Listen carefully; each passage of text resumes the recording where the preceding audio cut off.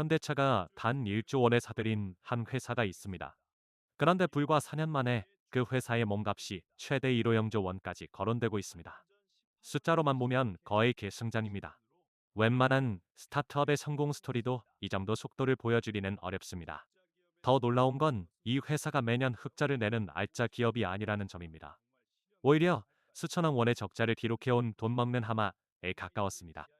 그런데도 시장은 이 회사를 1호 영조 원짜리 미래 산업의 핵심으로 평가하기 시작했습니다. 과연 이것은 현대차의 선견지명이 만들어낸 천재적인 한 수일까요? 아니면 거대한 거품 위에 올라탄 위험한 도박일까요? 구글도 소프트뱅크도 끝내 수익 모델을 찾지 못하고 손을 뗐던 회사를 현대차가 세 번째 주인이 되어 품었습니다. 그리고 지금 그 선택이 그룹의 운명까지 바꿀 수 있는 분수령에 서 있습니다. 1조 원이 1호 영조 원이 되는 이야기. 이것은 단순한 기업 인수 사례가 아니라 한국 산업 지형을 뒤흔들 초대형 베팅의 시작일지도 모릅니다. 보스턴 다이내믹스의 시작은 1992년 MIT 미디어랩 지하실이었습니다. 한 교수가 작은 연구팀과 함께 세운 실험실이었죠. 이곳에서 탄생할 로봇들은 세상을 놀라게 했습니다. 네 발로 눈길을 달리고 두 발로 점프하며 공중제비를 도는 장면은 기술의 미래처럼 보였습니다. 그 가능성을 가장 먼저 알아본 곳이 바로 구글이었습니다. 2013년 구글은 미래 먹거리 확보를 위해 이 회사를 인수했습니다. 하지만 몇 년 뒤 결론은 냉정했습니다. 기술은 훌륭하지만 돈이 되지 않는다. 결국 구글은 회사를 정리했습니다. 이후 일본의 소프트뱅크가 바통을 이어받았습니다. 손정혜 회장을 로봇 산업의 폭발적 성장을 기대했지만 현실은 달랐습니다. 상용화 속도는 더뎠고 수익 모델은 여전히 불투명했습니다. 3년 반 만에 소프트뱅크 역시 매각을 선택합니다. 그렇게 두 번이나 주인이 바뀐 회사. 그리고 세 번째로 손을 내민 곳이 현대차였습니다. 구글도 소프트뱅크도 끝내 답을 찾지 못한 그 질문에 현대차는 다른 해답이 있다고 판단한 것입니다. 하지만 화려한 기술력 뒤에는 냉혹한 숫자가 숨어 있습니다. 현대차가 보스턴 다이내믹스를 인수한 2021년 이후 지금까지의 누적 매출은 약 3, 9영억 원에 불과합니다. 반면 같은 기간 누적 적자는 1조 3, 8여 원에 달합니다. 단순 계산으로 100권을 벌 때마다 400권을 잃은 셈입니다. 세계 최고의 로봇을 만든다는 찬사와 달리 재무제표는 연구소에 가까운 구조를 보여줍니다. 기술은 앞서 있지만 수익 모델은 아직 완성되지 않았다는 뜻입니다. 이 적자를 메우기 위해 현대차 그룹이 쏟아부은 자금은 이미 3조 원을 넘어섰습니다. 미래 산업을 위한 선제 투자라고 볼 수도 있지만 한편으로는 끝이 보이지 않는 자금 투입처럼 보이기도 합니다. 자동차 사업에서 벌어들인 현금을 로봇 사업에 계속 투입해야 하는 상황. 만약 상용화가 예상보다 늦어진다면 부담은 더욱 커질 수밖에 없습니다. 그래서 이 투자는 단순한 M&A가 아니라 그룹의 체력을 시험하는 고위험 장기 베팅으로 평가받고 있습니다. 그리고 2026년 1월 미국 라스베이거스에서 열린 CES 무대에서 분위기를 단숨에 바꾸는 장면이 등장합니다. 보스턴 다이내믹스가 공개한 차세대 휴머노이드 로봇 아틀라스였습니다. T18형 CM의 사람과 거의 흡사한 체형. 이전 모델과는 완전히 다른 전동 구동 구조를 갖춘 이 로봇은 단순히 걷고 뛰는 수준을 넘어섰습니다. 360도에 가깝게 회전하는 관절, 사람보다 더 유연한 동작, 무거운 엔진 블록을 혼자 들어 올리는 힘, 그리고 정밀 부품을 오차없이 조립하는 섬세함까지 보여주며 관객을 압도했습니다. 무엇보다 시장을 놀라게 한 것은 완전 자율이었습니다. 누군가가 뒤에서 조종하는 원격 로봇이 아니라 스스로 판단하고 균형을 잡고 작업 순서를 결정하는 독립형 산업 로봇이었기 때문입니다. 공장 환경을 스스로 인식하고 상황에 맞게 움직이는 모습은 더 이상 연구실 실험이 아니라 실제 생산 현장을 겨냥한 기술임을 분명히 했습니다. 발표 직후 증권가와 투자자들의 시선이 일제히 쏠렸습니다. 이제는 다르다는 평가가 나오기 시작했고, 보스턴 다이내믹스는 단순한 화제의 로봇 회사가 아니라 미래 제조업의 판을 바꿀 핵심 플레이어로 재조명되기 시작했습니다. 바로 이 순간이 적자 기업이 1호 영조 원 후보로 거론되기 시작한 진짜 전환점이었습니다. CES 이후 증권가의 계산기는 쉴 새 없이 돌아가기 시작했습니다. 일부 보수적인 기관은 보스턴 다이내믹스의 기업 가치를 4영조에서 6영조 원 수준으로 평가했습니다. 아직 대규모 매출이 발생하지 않았고 양산체제도 구축되지 않았다는 점을 감안한 수치였습니다. 반면 공격적인 전망을 내놓은 곳들은 전혀 다른 숫자를 제시했습니다. 1.2영조 원, 1.3영조 원, 심지어 1.5영조 원까지 거론되며 차세대 제조혁명 플랫폼이라는 프리미엄이 붙기 시작한 것입니다. 같은 회사를 두고도 평가가 3배 이상 벌어지는 이례적인 상황이 연출됐습니다. 이 극단적인 차이는 단 하나를 의미합니다. 미래는 거대하지만 아직 확정된 것은 아무것도 없다는 것. 만약 아틀라스가 산업 현장에 성공적으로 안착한다면 1호영조 원도 과장이 아닐 수 있습니다. 그러나 상용화가 지연되거나 경쟁사에 밀린다면 4영조 원조차 방어하기 어려울 수도 있습니다. 지금의 보스턴 다이내믹스는 기대와 불안이 동시에 공존하는 가장 뜨거운 논쟁의 한가운데에 서 있습니다.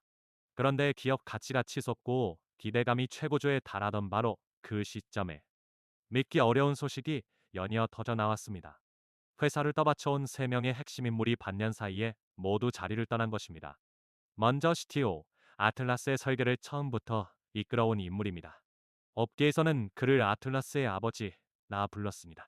로봇의 뼈대와 구동 구조를 설계하며 20년 넘게 기술 축적의 중심에 서 있던 사람이었습니다. 그가 회사를 떠난다는 소식은 단순한 인사이동이 아니라 심장부의 변화로 받아들여졌습니다. 이어 30년 가까이 회사를 지켜온 CEO까지 퇴임을 발표했습니다.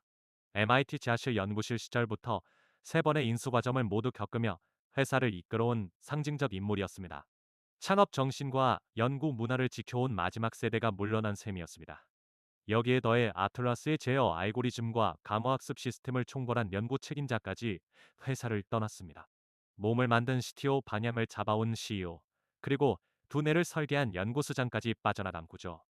마치 1호영조 원짜리 거대한 엔진에서 핵심 동력 세 개가 동시에 분리된 듯한 장면이었습니다.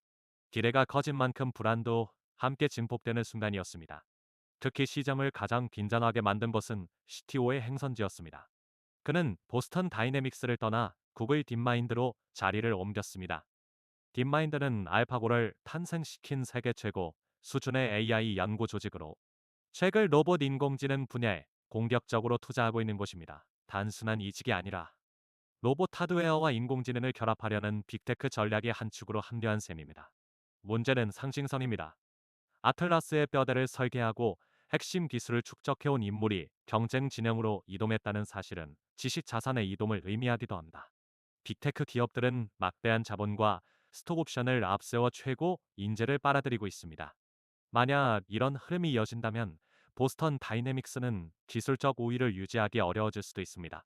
30년간 쌓아올 로봇 노하우가 서서히 외부로 분산되는 순간 그동안의 경쟁력마저 약화될 위험이 있다는 우려가 제기되는 이유입니다. 하지만 인력 이탈보다 더 무서운 것은 계약서 안에 숨겨진 조건입니다. 2021년 현대차가 보스턴 다이내믹스를 인수할 당시 소프트뱅크와의 계약에는 풋옵션 조항이 포함되어 있었습니다. 일정 기간 내에 상장을 성사시키지 못할 경우 소프트뱅크가 보유한 지분구 5%를 현대차가 되사줘야 한다는 내용입니다. 겉으로 보면 단순한 안전장치처럼 보이지만 지금의 재무 상황을 감안하면 이야기가 달라집니다. 보스턴 다이내믹스는 이미 1조 원이 넘는 누적 적자를 기록한 상태입니다. 여기에 수천억 원 규모의 지분 매입 자금까지 추가로 부담해야 한다면 현대차 입장에서는 이중 압박이 됩니다. 공장 투자와 연구개발 자금도 필요한 상황에서 또 다른 현금 유출이 발생하는 셈이기 때문입니다. 결국 이 조항은 단순한 옵션이 아니라 시간 제한이 있는 압박 장치에 가깝습니다. 그래서 시장에서는 나스닥 상장을 선택이 아닌 필수로 해석합니다. 상장에 성공하면 자금 조달과 기업 가치 재평가라는 두 마리 토끼를 잡을 수 있지만 실패할 경우 수천억 원의 부담이 즉시 현실이 됩니다. 이 계약 조항이야말로 지금 현대차가 마주한 가장 조용하지만 가장 강력한 시한폭탄입니다. 문제는 상장만으로 끝나지 않는다는 점입니다. 보스턴 다이내믹스가 진짜 기업으로 도약하려면 양산이라는 관문을 넘어야 합니다. 계획은 명확합니다. 2028년까지 미국의 연간 3만 대 규모의 휴머노이드 로봇 생산 공장을 구축하는 것입니다.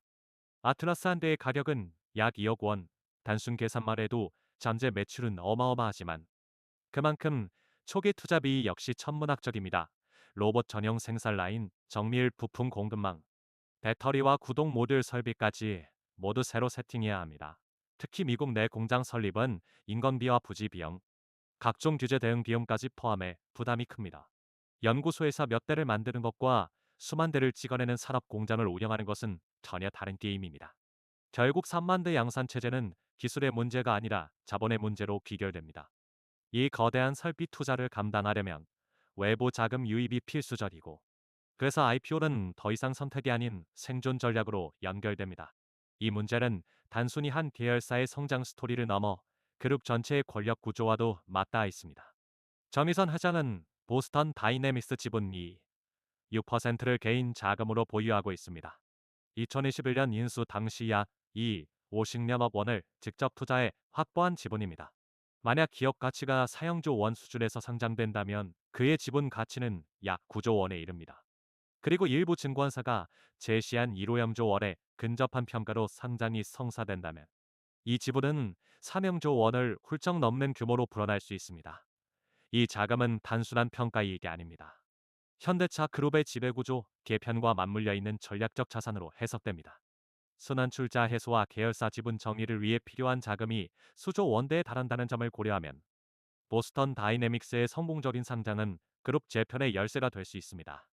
결국 이 IPO는 회사의 미래 사업뿐 아니라 총수의 승계 완성과 권력 안정이라는 장기 전략과도 연결된 선택이라는 점에서 더욱 주목받고 있습니다. 이제 진짜 승부는 기술이 아니라 모델의 싸움입니다. 보스턴 다이내믹스의 아틀라스는 대당 약 2억 원에 이르는 고가의 산업용 휴머노이드입니다. 360도에 가까운 관절 가동 범위와 정밀 작업 능력, 고화중 작업까지 수행할 수 있는 프리미엄 성능을 갖췄습니다. 말 그대로 고급 맞춤 정장 같은 전략입니다. 반면 테슬라가 밀고 있는 옵티머스는 전혀 다른 길을 택했습니다. 가격은 약 3천만 원 수준, 아틀라스의 6분의 1입니다.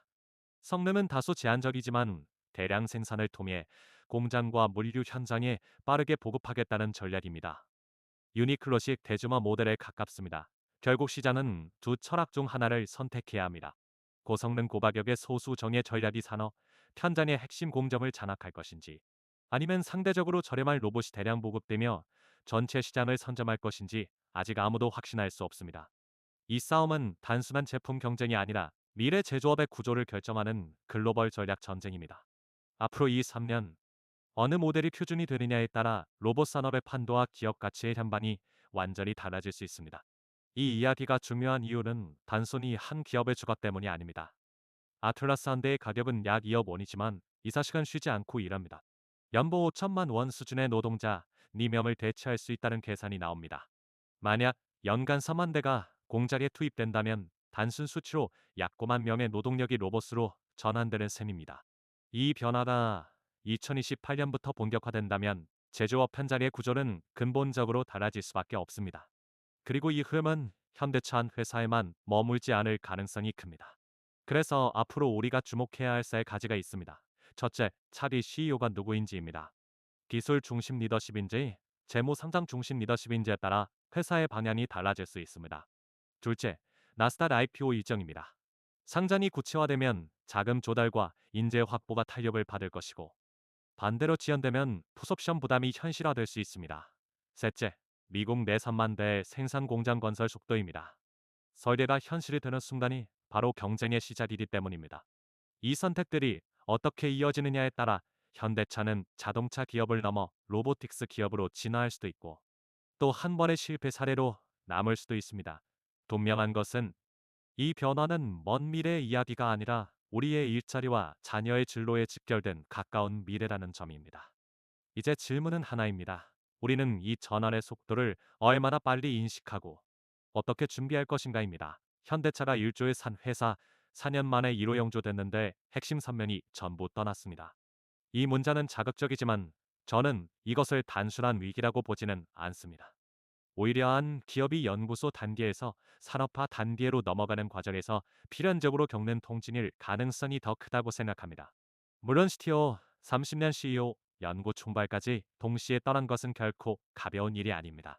특히 기술 집약 산업에서 창업 세대와 핵심 설계자가 빠져나가는 순간은 조직의 정체성이 흔들릴 수 있는 위험 구간입니다. 시장이 불안해하는 이유도 바로 그 지점입니다. 기술의 연속성과 혁신 문화가 약화될 수 있다는 우려, 그리고 빅테크로 인재가 이동하며 장기 경쟁력이 훼손될 수 있다는 걱정은 충분히 합리적입니다. 하지만 다른 각도에서 보면 지금의 보스턴 다이내믹스는 더 이상 실험실의 천재 집단에 머물 수 없는 시점에 와 있습니다. 연간 3만 대 양산이라는 목표, 수조 원 규모의 설비 투자, 나스닥 상장이라는 자본시장 이벤트는 전혀 다른 리더십을 요구합니다.